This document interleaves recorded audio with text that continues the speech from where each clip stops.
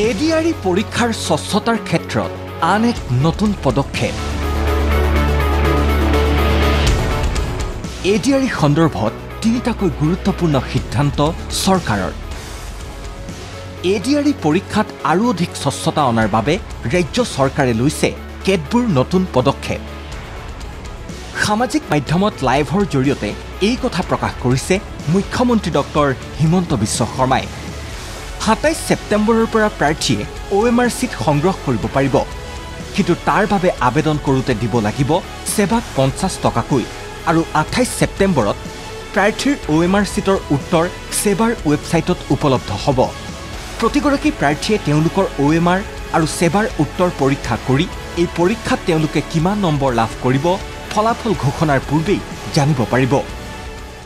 আপোনালোকে লিখি থৈ অহা OMR চিটখন ২৭ তাৰিখৰ পৰা সেৱাৰ কাৰ্যালয়ত আবেদন কৰি সেৱাই তাৰ ধুনীয়া বিজ্ঞাপন দিব কেনেকৈ এডভাৰটাইজ কেনেকৈ আবেদন কৰিব লাগে।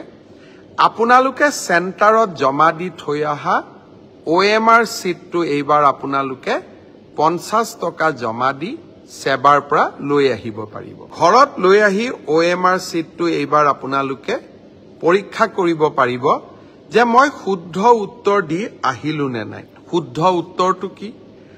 ২৮ তাৰিখে আমি এনসাৰ কিটো সেৱাৰ ৱেবছাইটত আমি প্ৰকাশ কৰিম।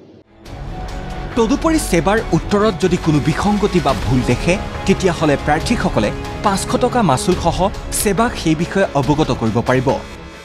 এনসাৰ কিটো আপোনালোকে চাই পেলাই মনত খুদুৱনি লাগিলে যে এইটো প্ৰশ্নৰ এইটোতো উত্তৰ নহয়, উত্তৰটো বেলেগহে হ'ব লাগিছিলে।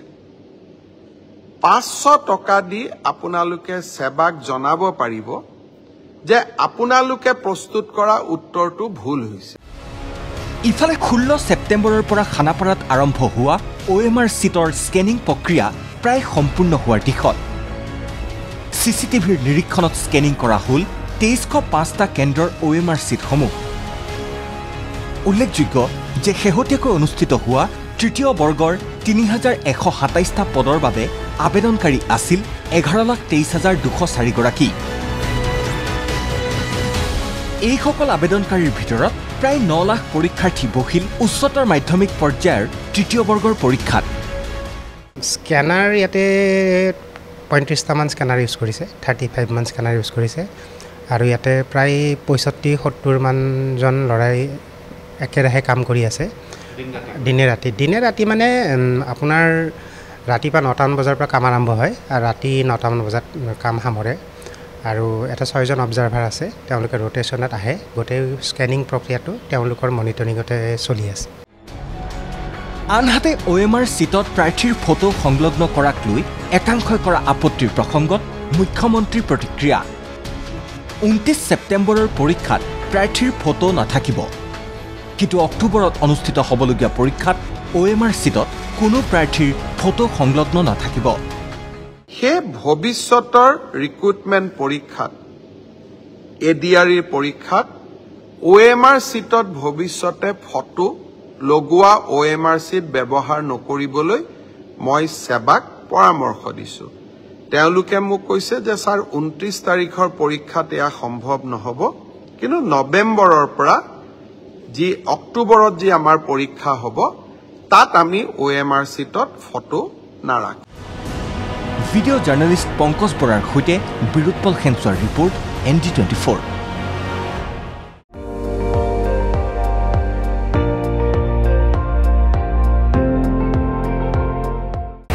আপুনি চাই আছে ND24, সৰ্বশ্ৰেষ্ঠ নহয় সৰ্বোত্তমৰ দৌৰত।